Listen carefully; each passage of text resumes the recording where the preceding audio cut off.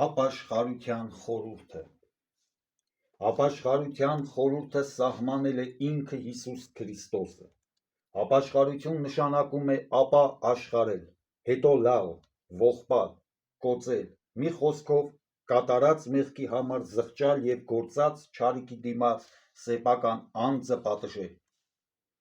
Ապաշխարության խորհրդի ժամանակ հավատացյալը սրտի անկեղծ զղջումով խոստովանում է իր մեղքերը հոգևորականի առջև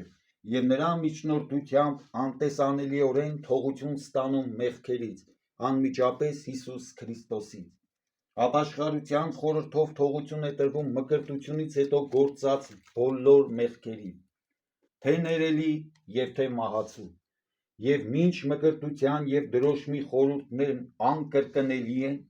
ապաշխարության խորհուրդը կատարվում է պարբերաբար հավատացյալի ողջ կյանքի ընթացքում, քանի որ մարդն իր բնությամբ տկար է և մշտապես ենթակա մեղան չունի։ Ապաշխարության խորհրդակատարը օծյալ հոգևորականն է, քանի որ Քրիստոս նրանց այսպիսի իշխանություն տվեց ասելով. «Եթե մեկի մեղքերը ներեք, նրանց ներված կլինի, եթե մեկի մեղքերը չներեք, ներված չի լինի։ Ինչպես նաև, ճշմարիտ եմ ասում ձեզ, ինչ որ կապեք երկրի վրա, կապված պիտի լինի երկնքում, և ինչ որ արձակեք երկրի վրա, թող արձակված լինի երկնքում»։ Ապաշխարության սկիզբը գործած մեղքն ընդունելն է։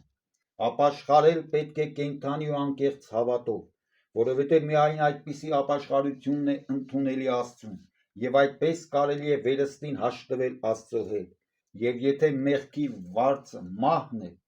ապա ապաշխարության պտուղը փրկությունն ու հավիտենական կյանքը։